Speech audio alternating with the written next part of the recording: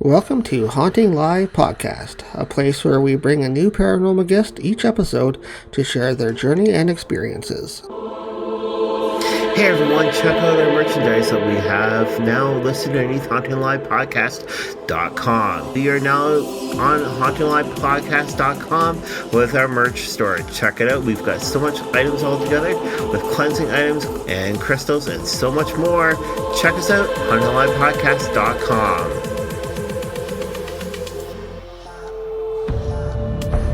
Hey everyone, it's Brother Chris here from Divine Oracle Podcast. Join me Mondays as I do readings and I post them right here in the Podbeam. It's easy, it's good lighting, and it's your weekly readings. So join me, will you? Follow us here at Haunting Live.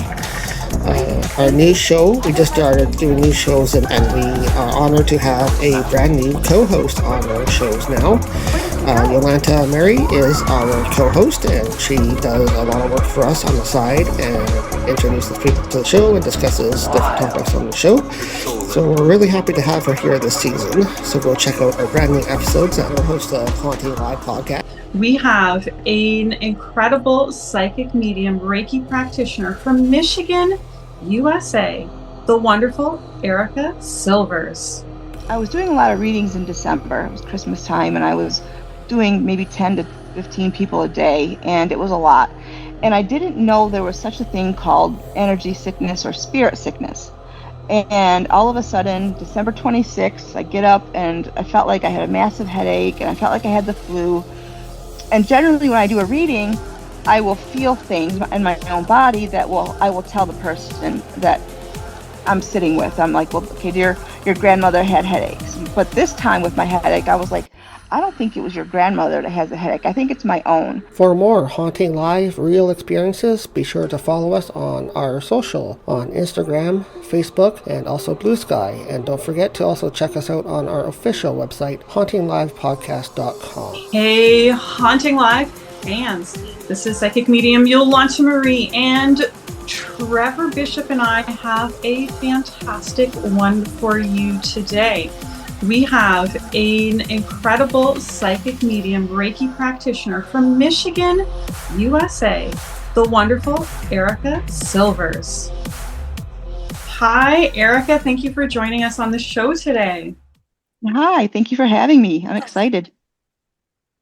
Yeah, thank you for taking your time and joining us here on Haunting Live. We really appreciate your time today and joining us here to talk a little bit about your background, what you do as a medium.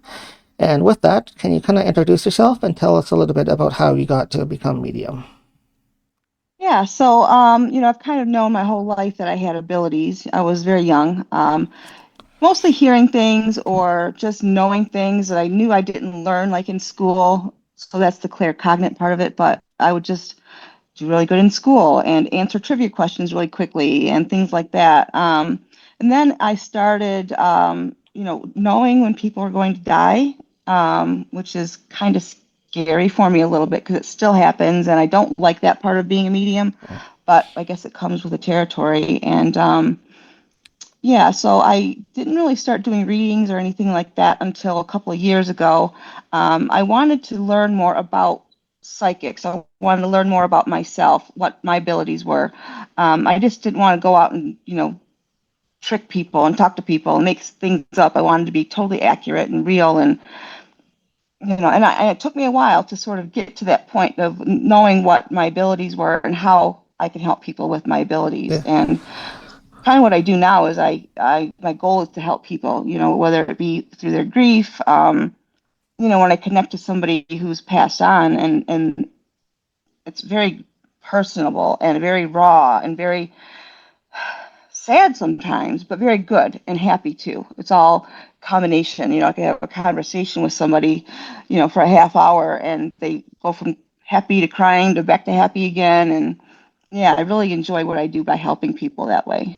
So was there like a trigger moment for you where you went, I need to do more of this, or an aha moment that went, I've got something, and maybe I'm not kind of like crazy, or maybe other people don't do this?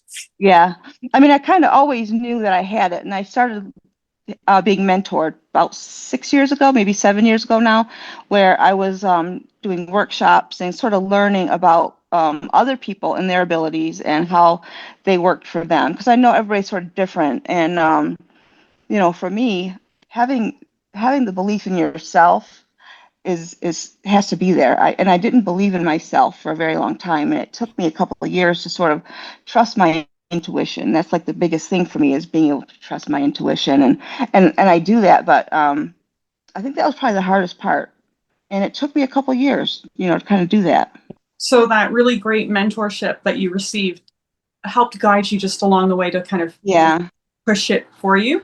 Now, with yeah. your increased self-belief, have Mhm. you found that actually has tuned your abilities a little bit better, or do you feel that your abilities are about the same? Yeah, I've definitely improved in a lot of different ways. So I have different clairs, and the biggest one is always clair cognizant and then clair sentient. I really didn't have clair voyance, which I kind of wanted because I needed to more of the clairs that I had. I could fine tune them, but I don't have I don't have imagery of my own. It's called aphantasia. I don't see things in my own head. And when I do readings with people, I see all kinds of stuff. It's like nonstop. So that really picked up a lot. And nowadays I see animals too, where for a couple of years we're doing it for people. I'd never heard animals, saw animals, but now I get animals. I don't communicate with them, but I do see them. That people have their pets, their dogs, their cats, whatever it might be. Even I think it was a rat once I saw, and I had to, make a comment to the person. Do they have a rat? Well, yeah, they had a rat. And so I thought, okay, cool.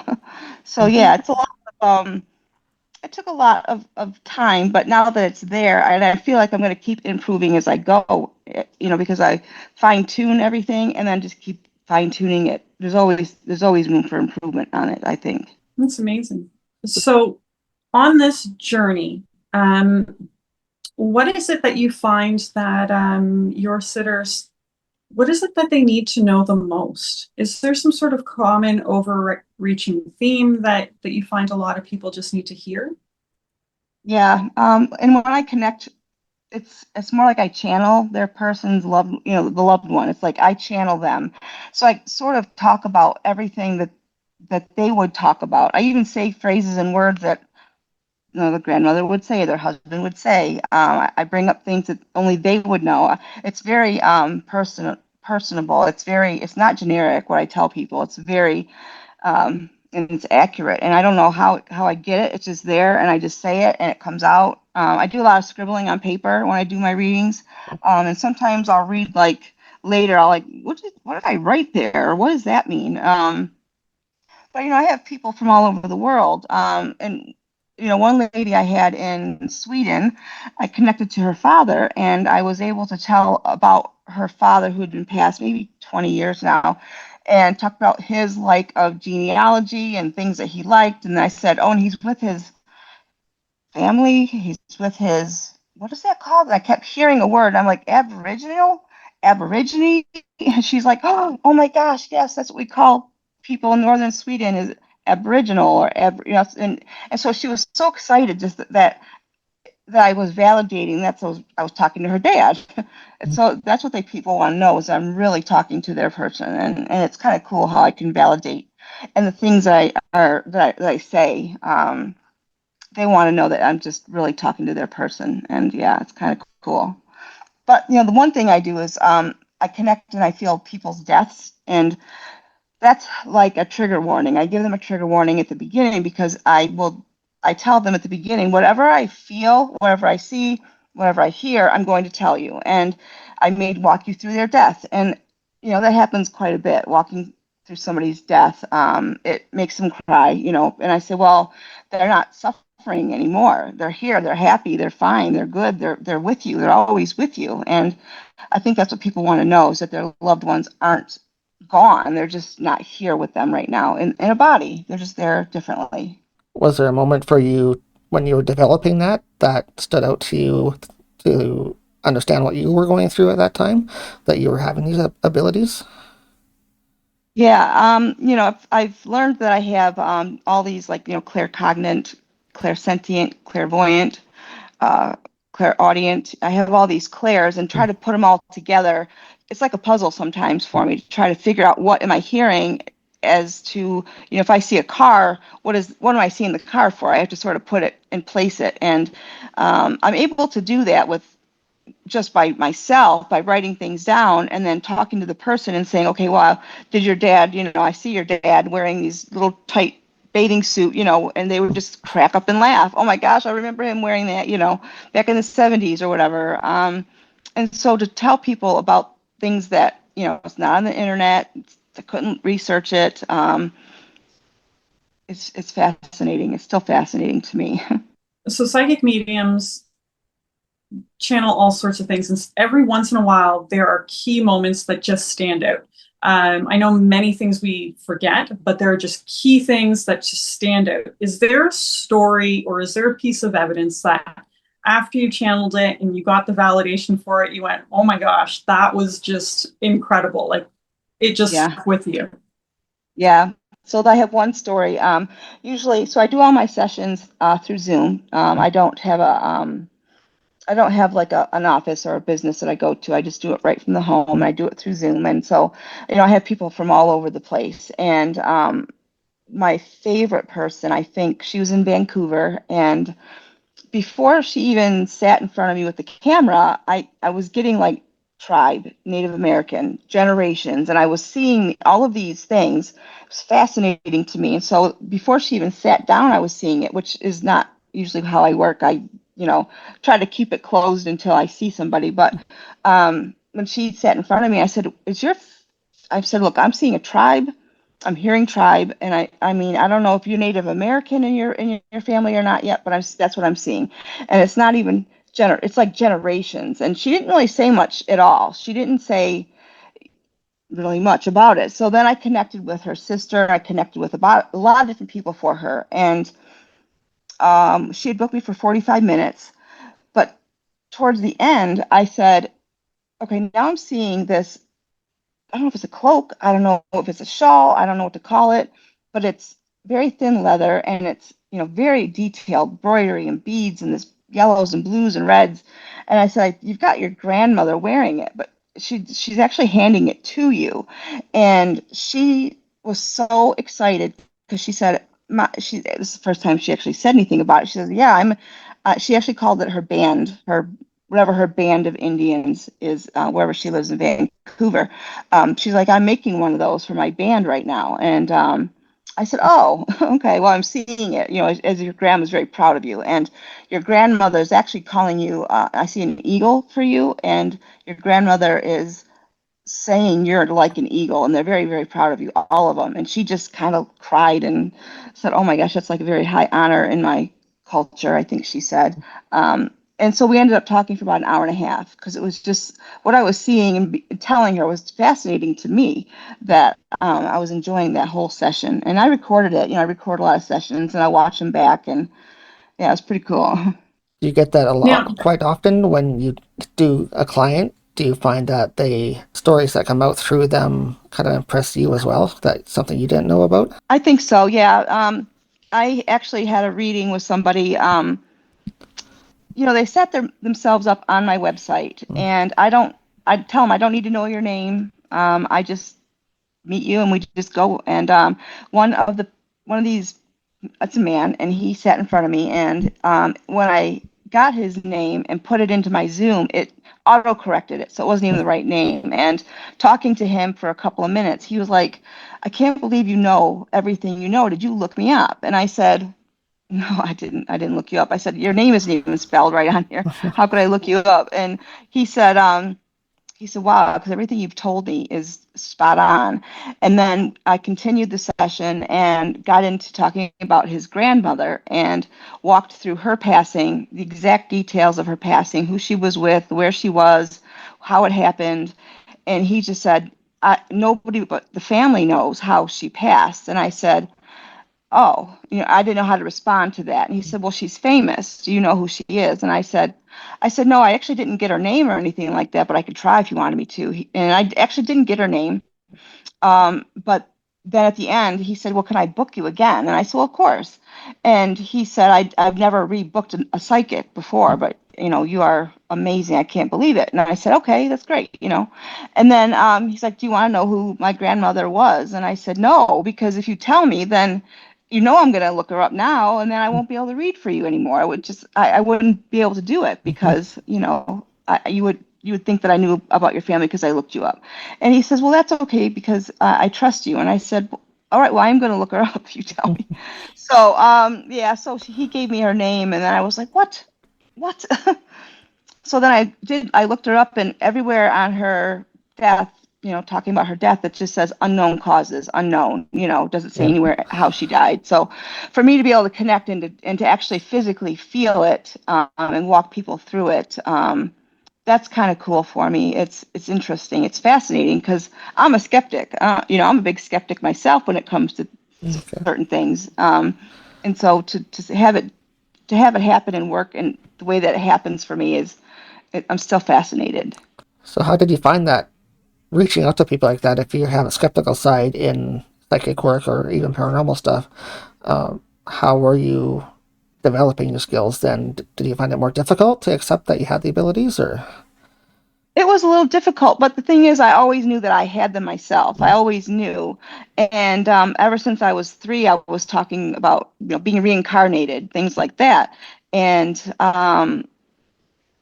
I found some people on Facebook. We're in a group, and there's 900,000 people in this group, and I'm one of the approved vetted readers in the group. There's only maybe 10, I think, in that group, and that's where I found a lot of my mentors and friends now, a lot of psychic friends, and um, we kind of had classes together. We do workshops together. We do all kinds of things, and it kind of instills in me that what I'm doing is 100% real because I can't believe that I could make up what I tell people. There's no way I could make things up, and to help people through somebody's tragic passing. Another quick story is around Christmas time, a woman had booked me, and she was on the couch, and I could see her.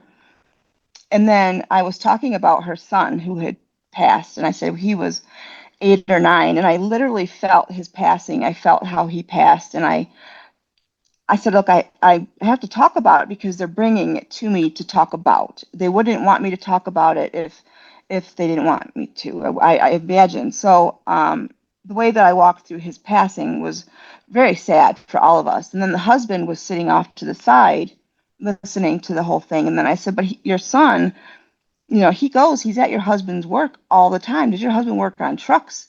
And then she showed the camera to him, and he was crying. And I said, yeah, he's with you every day when you work on trucks. And then it was Christmas time, and I said, oh, he loves his chocolate, and he's so glad that you guys got him his stocking and presents, and he's so happy. But he's kind of mad because you moved the tree into a different spot. And they just were like, what? How could you know that? I can't believe you could know that. Oh my gosh. So just by what I tell people, it's very satisfying. I'm glad to help people. That's the biggest thing is I want to help people. People grieve. They want to know their loved ones are okay. They're okay. And I also sort of help facilitate. Let's say somebody wants to sort of feel their loved one around them. I have a way that I tell them what to do to sort of make that happen, to get that connection, so they kind of gauge the atmosphere of what it's like to have their loved ones come around them, because it's possible. It's possible for everyone to sort of get that feeling and know they're around. You are also a Reiki practitioner. How did you come across Reiki? How are you finding Reiki? Okay, so I am physically compromised myself. I am in a bed. I really can't see very well, and walking is a challenge, and sitting is impossible for me. So I was doing a lot of readings in December. It was Christmas time, and I was doing maybe 10 to 15 people a day, and it was a lot. And I didn't know there was such a thing called energy sickness or spirit sickness. And all of a sudden, December 26th, I get up and I felt like I had a massive headache, and I felt like I had the flu. And generally, when I do a reading, I will feel things in my own body I will tell the person that I'm sitting with. I'm like, well, okay, dear, your grandmother had headaches. But this time with my headache, I was like, I don't think it was your grandmother that has a headache. I think it's my own. And so I really didn't get any information anymore. I said, look, I don't know what's happening. I'm not getting any information. Let's reschedule, or I'll give you a refund because I feel bad that I couldn't do your reading for you today. I don't know why. I don't know why I couldn't. So the rest of the day was just not feeling well. And I talked to a couple of my psychic friends. Out of 15 of my friends, I think only 2 of them knew what energy sickness was or spirit sick.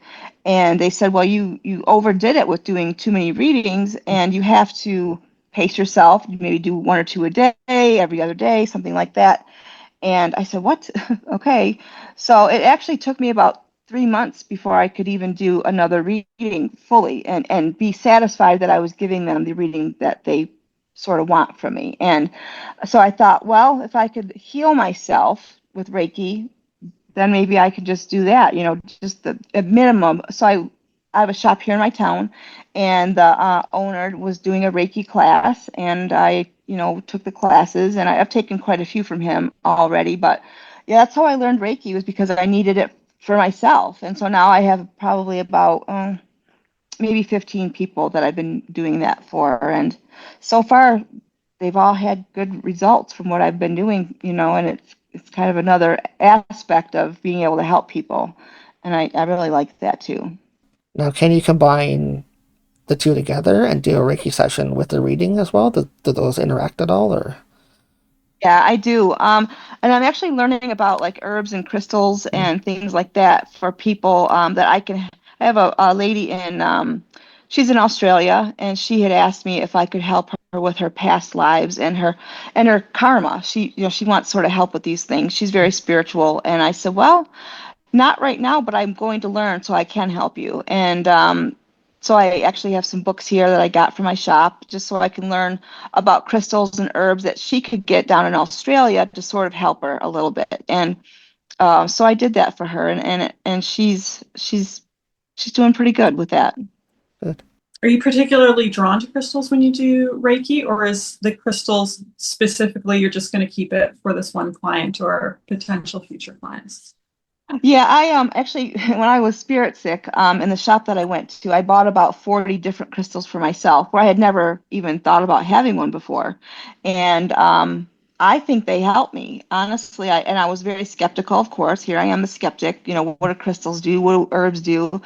But I have them, and I have, the white sage and the Palo Santo, and I need to protect myself. We have to sort of do that as psychics, I think, to sort of prevent the energy sickness and to protect ourselves just from negative energies and the low level ones too. There was a point where I had met a lady in London, and she had cancer. And when I was finished with the session, I was exhausted. And a friend of mine, psychic, said, well, the negative energies that she has surrounding her because she's sick have now sort of attached to me a little bit. So learning a little bit more and more about that just for protection. And I'm very glad now that I found the crystals and the herbs. I have yarrow and a bunch of herbs that I sort of keep around me too. And I want to help people with that because it's sort of an easy way that they can be proactive in setting up their crystals and sort of, having them and trusting that they're going to help them. Yeah, for sure. What's your favorite one? I think jet. I use jet and amber. Jet in my right hand and amber in my left. And when I do my meditations, I hold them. I actually have them when I do sessions, so I kind of hold them in my hands here. I have a couple of other ones too that are heart shaped. They're pretty. I like those too. But my favorite, I feel like the jade and the amber is what I need to help protect myself, protect me. Jade is one of my favorites also. So yeah. Okay, yeah. Yeah, I bought them all. I have like probably 4 different sizes because I'm like, please give me whatever you can. I need it. And now with the Reiki, even here's one quick thing. So like I had said, I'm physically unable to do a lot. I just say that. Well, I can actually stand on one leg and kick my other one up after doing Reiki on myself, which Oh, wow. Yeah, if you saw me walk, you'd say it's kind of impossible, but I feel like it's helping me too. And yeah, it's exciting. I'm excited. I wanted to be a doctor. I wanted to be a doctor. So this is another way that I can help people. Better way, I think, even. Yeah, it's funny how things Wonderful. work out. So sometimes maybe you didn't go down that path, but you went down this path instead, and it might be better for you. Yeah. So yeah. Yeah. And the thing is, I was married to a man. We had met when we were very young and very Catholic. And so he didn't believe in psychic. So I never even told him that I was a psychic. He never knew. He never knew. Um, and he passed away 9 years ago, and he knows now. I talk to him all the time, so he knows. But yeah, it's kind of interesting. I didn't really think I would do anything with it. And then about 6, 7 years ago, I thought maybe I should start doing things with it. And I'm very glad that I did because I've learned a lot, and helping people is really important. I want to kind of being a scientist. I keep saying that, but I did in November, I think it was. I did free 10 minutes. Any skeptic wanted to see me, they could book me for 10 minutes. And I did that. And I have I have PhDs, doctors, scientists. There's a lady that I have in Sweden who is a medical researcher. I'm not sure, I never asked her what for, but she booked me for an hour and was fascinated with everything that I told her, how accurate. Another PhD doctor he's referred me to like his own mother and cousins and friends and things like that. So yeah, I want to sort of bridge the gap between the two worlds, ours and then the other side, as I say. So what's next for you? Well, I'm going to continue with doing readings for people, but I also want to write a book about my life. I'm planning on doing that. I don't know really how I'm going to do it yet, but that's what I want to do because I've been through a lot in my entire life. It's just been one crazy thing after the next, and then now this next chapter of me doing the readings for people. I want to add that in there because I think it's important. I think people should know that psychics are real, that the other side, that heaven, all these things are real, and I believe that God gave me these gifts, and so I'm going to do what I can with them to do the best that I can. Great. And before we do just let you go, how can people find you and reach out to you if they want to book a reading with you? So I have a website. It's called it's kind of hard, but it's psychic-medium-erica-silvers.com. That's my website. Okay, Or even Facebook. I'm on Facebook. Erica Silvers on Facebook. I have Instagram as well. Erica Silvers, Psychic Medium on Instagram. great. Well, we'll definitely include your information below here, and they can find you if they want to click on your link and check you out. And I encourage people to head on over and see what you're all about there. So thank you very much. Oh, great. Well, thank you. Appreciate it very much. Miss one of our episodes? Replay your episodes on Rhode Island Broadcasting. Show your support for Haunting Live by supporting our broadcast partner, Rhode Island Broadcasting. Find them on YouTube. For more Haunting Live real experiences, be sure to follow us on our social on Instagram, Thread, Facebook, and also Blue Sky. And don't forget to also check us out on our official website, HauntingLivePodcast.com.